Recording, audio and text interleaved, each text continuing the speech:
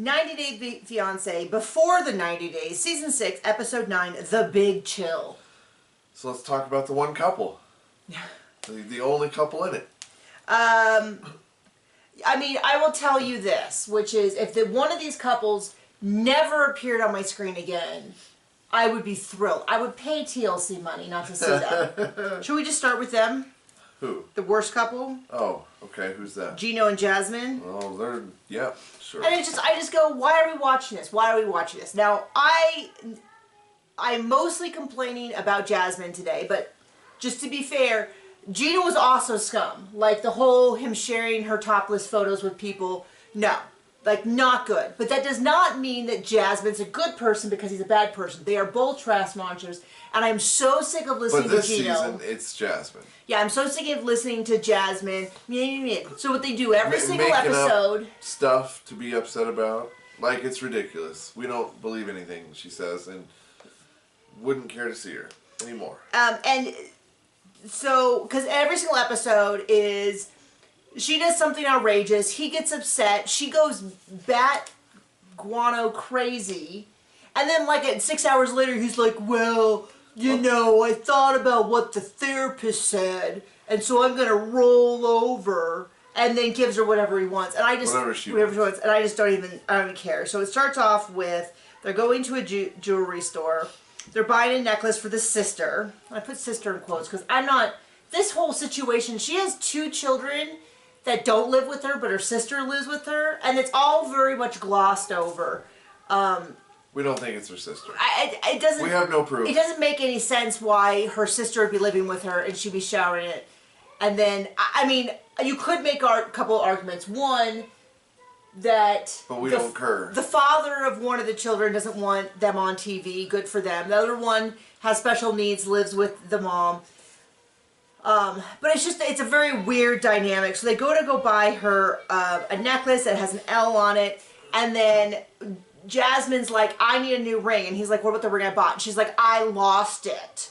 And then he's like, then the producers are like, did you like it? And she's like, not really. And then she's like, so I just wear my ex's ring. And he's like, why would you do that? That upsets me. And she's like, what are you talking about? And he's like, what if I wore a necklace from my ex? And she's like, what necklace is this? And I'm like...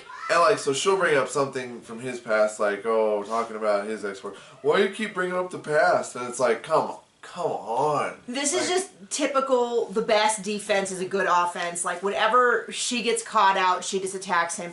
It doesn't make any sense. And this is why, but this is what's weird, is like, one episode she'll be like, I don't know what you're talking about. And the next episode something weird is going on, and I have no interest in figuring it out. I don't like her. I think she's one of the worst people that's been on the show. This brings up the same feelings for me that Lydia brought up on Love in Paradise. And I don't find it entertaining. I don't find it interesting. If you do, that's fine. Different strokes for different folks. I've always said this. If you find her to be a good person, I've got real concerns for you. If you find her to be a horrible trash monster who's entertaining, I disagree, but I can't say that you're wrong for it. You know what I mean? I mean, you got the first half right. And so then she starts screaming about how... they're in the jewelry shop, and she's screaming about how all of her orgasms have been fake. She's all... Oh, no, that wasn't then. She was screaming out something else in there. Oh, she started screaming with the K1 visa. I'm sorry, she saved the You've Never Made Me Orgasm discussion for her sister's birthday party in front of the sister. How could I have missed up those 2 wildly inappropriate places for wildly inappropriate conversations? The lady at the jewelry store looks like she has gotten caught in the crossfires of like a small coup or something. She looks terrified. Jasmine starts screaming about her K1 visa, and I'm a little bit like, you cannot tell me that she's not just in this to go to America, because she doesn't like the dude. She clearly doesn't want to spend time with him. All she does is complain about how sexually inept he is. Now, do I look at Gino and think, well, that's a man who can clearly pleasure a woman. She must be lying. I do not. I do not look at Gino or any of his behaviors and think, she's clearly making this up. I just think it's inappropriate to talk about that kind of stuff in public. And then she clearly doesn't like him. She clearly thinks he's this inept, bumbling fool. Then leave him. You're not going to get a lot of sympathy from me like, oh, you poor thing. It's like, no, then you leave him. That you brought this on yourself. If he is as awful as you say, then you just leave. You don't. I don't. I mean, like every episode, he should leave twice. Yeah, every episode he should leave twice. It's just awful. And so she's screaming at her K1 visa. She just wants to spend a lot more money. She wants him to spend money. And what's funny is this. Not even funny, but like every episode of 90 Day Fiancé, this happens where someone's yelling about how long it takes. It takes a long time, especially now because during the pandemic, they shut down the system because they weren't letting anyone come in. So now they're kind of behind. So this whole like, blah, blah, blah, blah, I just don't care. Right. I just don't care. You know how long it takes? What? As long as it takes. Yeah. So. The wheels of government. They go out for the sister's birthday. They get on one of these pedicabs or whatever they are, and they're riding around. And she's like screaming at the top of his lungs about how he's never fulfilled her sexually. And then they cut to an interview with him where he's like, this is the Jasmine. She's laughing. She's enjoying herself. I'm just happy for her. And I'm like, okay. I don't find this interesting because I hate both of them with such a fiery passion. And I hate people being illogical in this whole, like, she can hang out with her ex, she can wear the ex's ring, she can do all that, but if he even mentions his ex... Why are you bringing up the past? Yeah, I mean, like, last season it was this huge deal that he still talked to the ex, but then we find out that she moved to live right next to her ex, and so I'm like, this is not... Healthy. Speaking of two people who absolutely, well, one person who seems to despise the other and pretends to be a couple, Cleo and Christian. So after the disastrous date where he flirted with the table next to him and made her wildly uncomfortable. Speaking of another couple, they crashed after the date, and now I have to say, it is so clear that he is not into her, but he does send super mixed signals because he explicitly will say stuff. And it's easy for me as the person on the outside watching both of them. I think it's easier to see than it would be for her to see. I think he deserves the Jasmine. Yeah, I mean, because like, I don't want to be harsh and say like it's super, because it is super obvious to me that he's just not into her. I don't know whether he's on the show, he's doing it to be on the show. I don't know whether he could talk a big talk, and now that he's there, he's like, oh, this isn't what I want. And people can like who they can like, but you gotta at least be honest. If you show up and you are just not into the person, which seems to happen a lot, you just gotta be like, I'm not feeling this or whatever, because he is very hot and cold. He's very much like, one second he's like, I'm a playboy, and then the next second he's like, I let the girl make the first move. And even she's like, what are you talking about? Like, what? Like, no one believes that. I don't believe that. She doesn't believe that. Like, it's super clear.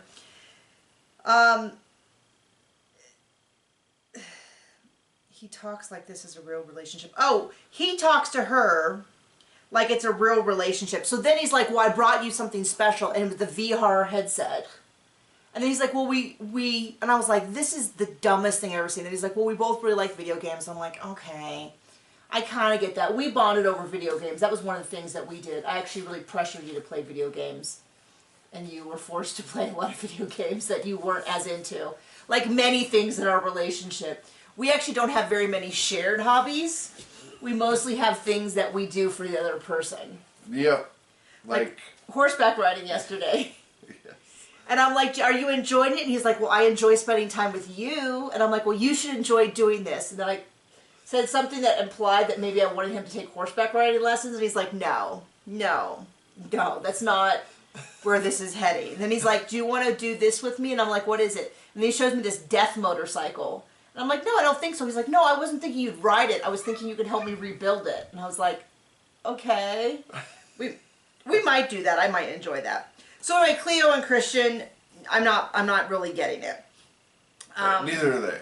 Yeah, and then he's like, well, I'm going to take things slow. And she's like, what are you talking about? You constantly talk about... He likes her, like Cody likes Christine and Janelle.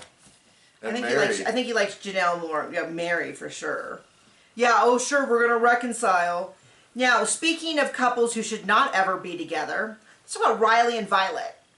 So they had a fight last time. He said, and they broke up. And there's for some reason they're still on the show. So Riley says he regrets that his outburst was in the middle of the restaurant, but he doesn't regret that it happened. And he doesn't want to reconcile. And so he said he blocked her. Like, the problem here is he has a legitimate thing that he's upset over. And then he handles it the worst way possible. Yes. And so they're both, I don't like. They shouldn't be together. I mean, does he have some red flags? Yes. Does he sit down and calmly discuss them with her? No. Does he listen to the red flags? No. Does he get more information? No. Does he instead bombard her in the middle of the restaurant by screaming at her and having his friends scream at her so that no one gets any resolution? Yes. In fact, that is what he does. So it's kind of like, am I saying that she's this saint? No, not really. Do I think that he has valid concerns? Yes, I do. Do I think that the way that he has handled any of this makes any sense? Not in the least bit.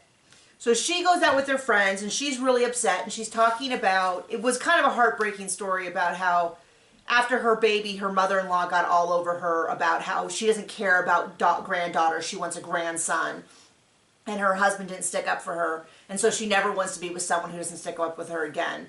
I agree. I don't know what that has to do about being on the dating app, but it's kind of like maybe there is a reason why she was on the dating app. Her excuse was that she lost the password so she couldn't deactivate the account. Know what it smells like? Excuse? Bull crap. Okay. My point being that is that... So you just leave. You find somebody else who isn't still on dating apps. Or... And then have a happy ever after instead of being crazy pants and yelling and screaming and making a big scene. I know it's super satisfying, but it doesn't actually get you any closer to the truth. And if you care about the truth of the matter... Or a happy future. Or a happy future. Yeah, exactly. So if he had calmly talked to her, she had given her reason, and he had gone, you know what, I still don't buy that. Fair. Very, very fair. That would be fair. He could break up with her just fine.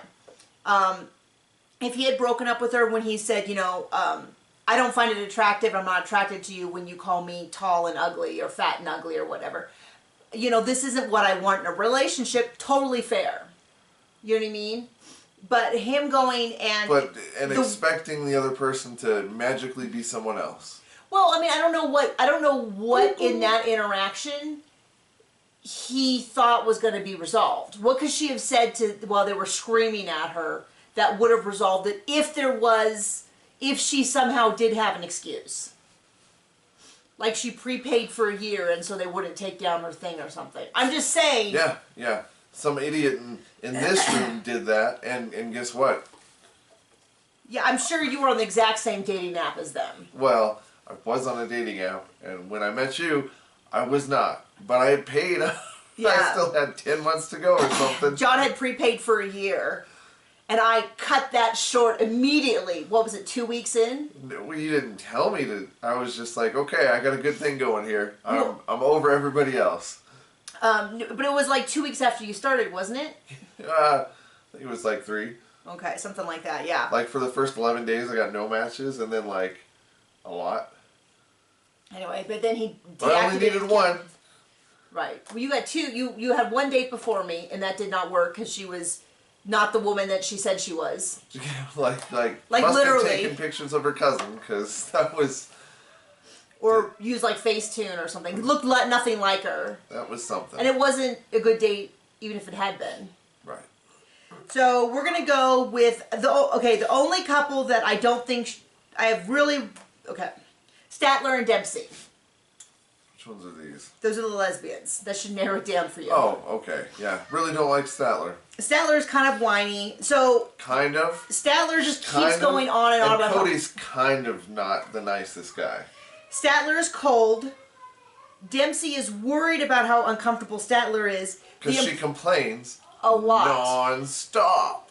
Now, I get it. I would be uncomfortable staying somewhere with a bathroom, but you know how I would handle it? Immediately asking, how do you handle this? And where's the bathroom? Being ready to move in with him permanently after like so Statler's very much like for the first time in person. Statler's very much like like a bad penny. I don't know that can't get rid of. I don't know that I want to move in. And I thought, well, no one's asked you, so you're really jumping the gun. But she's like, this place is a little too small for me. I don't like the bathroom situation. All of that. Dempsey's worried that Statler's uncomfortable, and then she sages the whole house. And there's a whole thing where she sages Statler's lady parts area. And Statler says, I'm not embarrassed of my history. And but it's not a big deal or something. It's very clear that her past is a very big deal to her, to Statler, because she mentions it all the time about what a great lover she is. And I'm not saying, I don't know. It's none of my business, so the fact that I'm hearing it constantly isn't this problem. Well, it is because she keeps telling us. She keeps telling us, but it's also clear that Dempsey has some concerns about it as well. And so it is a big deal to both of them in exact opposite ways. Statler just keeps mentioning how experienced she is, how, and she's really proud of it. And Dempsey... And it's not a big deal. It's not a big deal, because it is a big deal. So Dempsey is actually super crazy interesting. She grew up in a traveling community, which at first I thought she meant she was a traveler, which is a term used for some cultural, like... Is that word an offensive word? Yes. Okay. Then I won't say it, because I didn't know. So I'm not totally clear on whether she's talking about ethnicity, because what she described to us sounded like what we would call carnies, which also might be an offensive word, so I apologize if it is, but they traveled with carnivals. And that her parents and her grandparents and maybe her great-grandparents were all part of the Showman's Guild. She was talking really quickly, so I didn't get a lot of notes written down. But her and her sisters used to, were best friends. And then when her sister was 19 and Dempsey was 16, her sister died from carbon monoxide poisoning. And that it devastated her so badly that at 18 she left that lifestyle and sort of bounced around from place to place until her friend Ben offered her a job at his farm called Kip and Nook. Now Ben, I think, is going to be, I haven't seen anyone talk about him yet, but I would not be surprised if he becomes the new heartthrob. There's always these side characters who become the heartthrobs of the season. I said though, the Kip and Nook, when we saw, well, first of all, I love open land. I don't know that anybody hates it, but I thought it was really gorgeous. Everything was so green and beautiful, and Statler really loves it, and the Kip and Nook, it looks super cute. And I was like, well, maybe we'll go to England and we'll stay there. That looks kind of fun. What's weird, though, is they park cars inside, which is... That was odd. So when they had so what it sounds like, they call them staycations. Which in the U.S. means staycation would mean staying in your house. Right. But it seemed like what they meant there was not going overseas. Like if you wanted to vacation in England, if someone is from England and can give me the lowdown on what they mean by staycation. I don't think anybody in England land listens to us. Well, it's possible. Or it's possible someone has traveled or discussed it already on Reddit or something. But to us, a staycation would be if we stayed in our house. Maybe if we stayed at the local hotel, would that be considered a staycation? Maybe our view of vacation and staycation are skewed because we've had neither for a very long time. Speaking of, we have a Patreon and she writes books, so help us out. Would you like to buy one of my books? I have books in space, murders in space, murders. This is actually roughly set in an alternate version of Durango. We have it in another alternate version of... It's sort of it's a town like Vegas in Nevada, and then we have one. This is Wyoming, and this is murder in an archery range, and no one's been shot because I feel like an archery range is two, so no one's been shot. It wasn't bludgeoned or whatever, and there we go. So there's a whole bunch of books, so you can buy them. I have 25. Yeah, and so she meets Ben, and Dempsey's like, I'm a little worried because Statler's awkward, and Statler's immediate thing is I like British girls.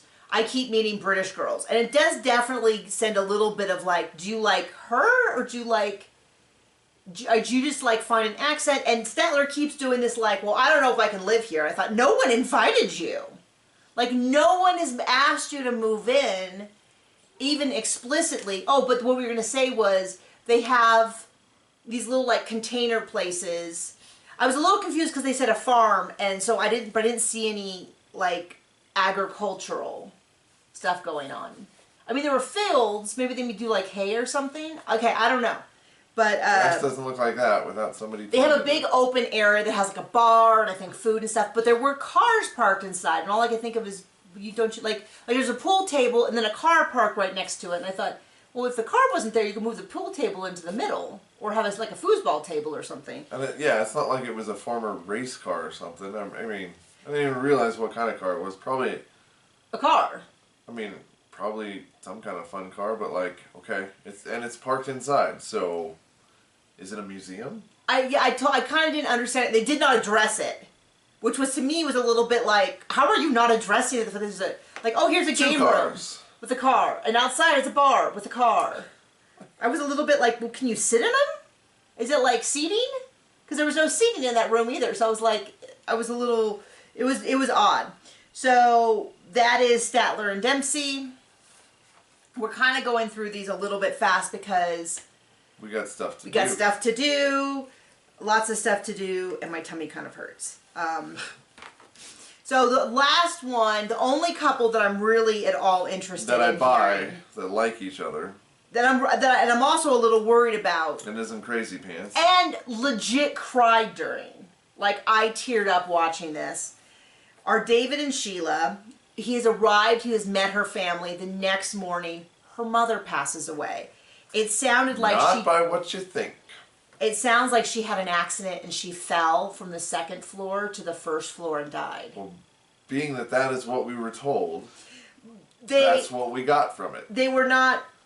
I mean, they didn't give all the gruesome details, which we are not required. Some step wasn't nailed correctly, and it gave out, and she fell. Splat. Well, it was a little John.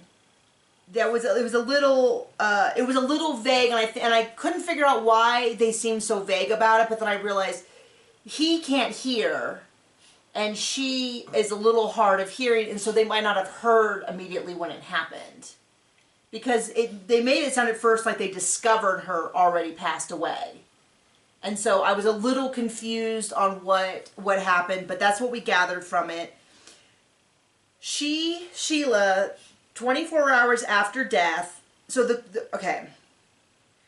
I'm trying to get my timeline right. The film crew, what they said is the film crew heard early in the morning that there had been an accident.